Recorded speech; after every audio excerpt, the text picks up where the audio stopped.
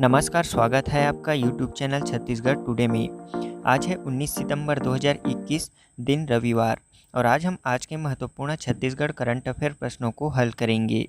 तो चलिए शुरू करते हैं।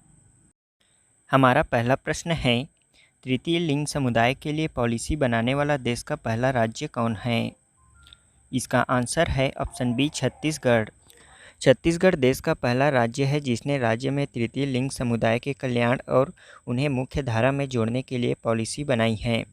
छत्तीसगढ़ राज्य ने तृतीय लिंग के व्यक्तियों के पुनर्वास एवं अधिकारों के संरक्षण हेतु कल्याण बोर्ड का गठन भी किया है।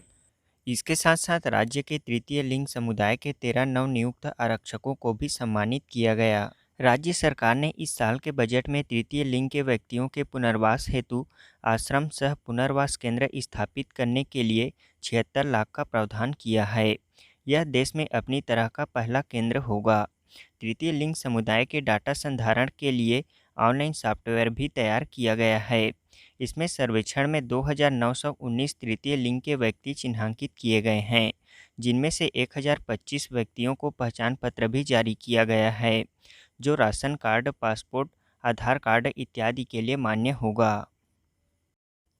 दूसरा प्रश्न है, राज्य के बस्तर का प्रसिद्ध दशहरा में डेढ़ी गड़ाई की रस्म में किस वृक्ष के टहनी का प्रयोग किया जाता है?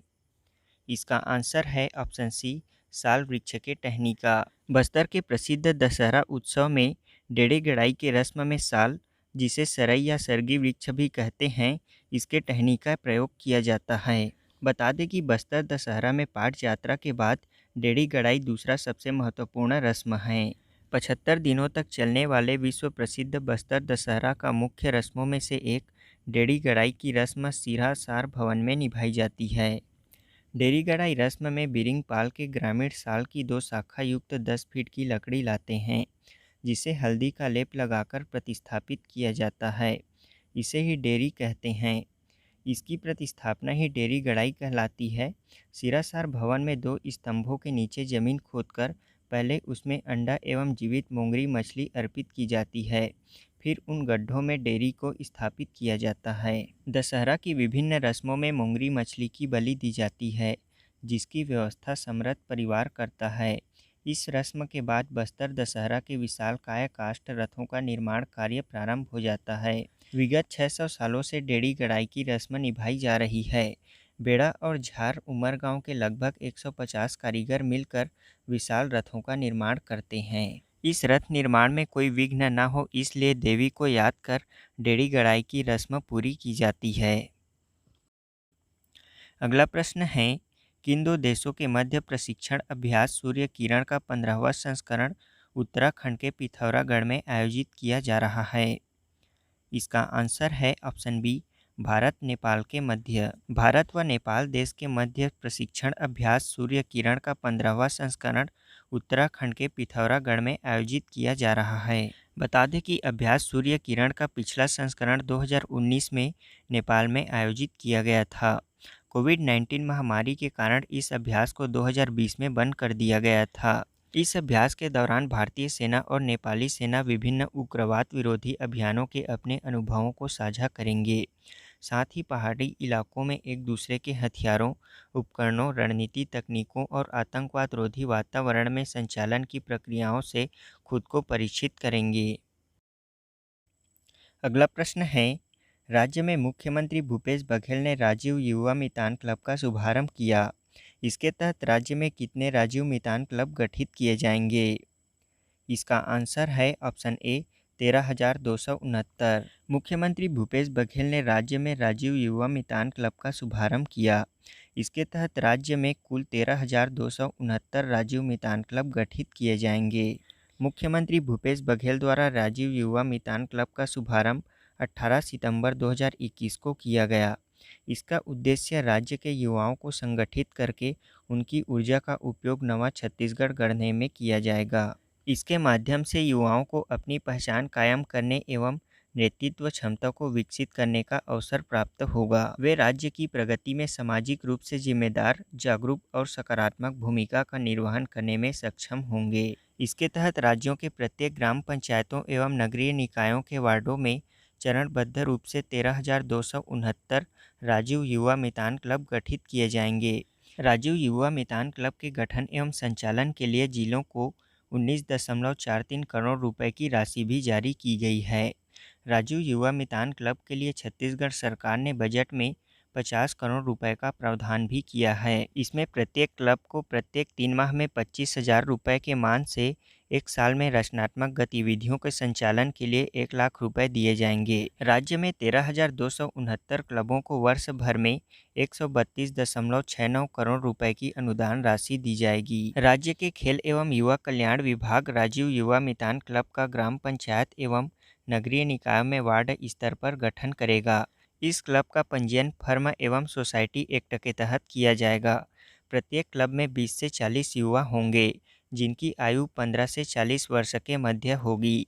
इस योजना के क्रियान्वयन के लिए पर्यवेक्षण एवं मार्गदर्शन हेतु मुख्यमंत्री की अध्यक्षता में मंत्री स्तरीय समिति का गठन भी किया जाएगा। राज्य स्तरीय कार्यकारिणी समिति के अध्यक्ष मुख्य सचिव होंगे। अगला प्रश्न है, विश्व ओजोन दिवस हाल ही में पिछले दिनों कब मनाया गया है? इसका आंसर है ऑप्शन डी 16 सितंबर को। विश्व ओजोन दिवस प्रतिवर्ष 16 सितंबर को मनाया जाता है। बता दें कि मॉन्ट्रियल प्रोटोकॉल पर हस्ताक्षर करने के बाद सन 1994 में संयुक्त राष्ट्र महासभा द्वारा विश्व ओजोन दिवस घोषित किया गया। वर्ष 2021 में इस दिन का थीम था Montreal Protocol keeping us our food and vaccine cool, यानी कि हमें हमारे भोजन और टीकों को ठंडा रखना है। ओजोन परत को क्षति पहुंचाने वाला प्रमुख कारक CFC यानी कि क्लोरोफ्लोरोकार्बन है। हाल ही में छत्तीसगढ़ सरकार ने हायर सेकेंडरी पढ़ाई के साथ साथ किस व्यावसायिक शिक्षा के लिए संयुक्त पाठ्यक्रम की शुरुआत की है? इसका आंसर है ऑप्शन बी ITI। हमारा अगला प्रश्न है, छत्तीसगढ़ राज्य विधिक सेवा प्राधिकरण द्वारा राज्य में न्याय के प्रति लोगों में जागरूकता लाने के उद्देश्य से प्रारंभ किए गए अभियान का क्या नाम है? इसका आंसर है ऑप्शन डी न्याय आपके द्वार अभियान। किस आयोग अथवा मंत्रालय ने देश में शून्य नामक एक अभियान की शुरुआत की है? इसका आंसर है ऑप्शन बी नीति आयोग ने। हमारा अगला प्रश्न है, राज्य में छत्तीसगढ़ी लोकाचार पर केंद्रित लघु फिल्म स्पर्धा में किस फिल्म को सर्वश्रेष्ठ फिल्म होने की घोषणा की गई है? इसका आंसर है ऑप्शन बी हमर धरोहर। हमारा अगला प्रश्न है, कौन सा देश पहली बार वैश्विक बौद्ध सम्मेलन का आयोजन करने जा रहा है? इसका आंसर है ऑप्शन सी भारत देश। अब हम कल के क्विज का आंसर जान लेते हैं। पहला प्रश्न था, राज्य का पहला महुआ प्रसंस्करण केंद्र कहाँ खोला गया है? इसका आंसर है राजनांदगांव जिले में। राज्य का पहला महुआ प्रसंस्करण केंद्र राजनांदगांव जिले में खोला गया है।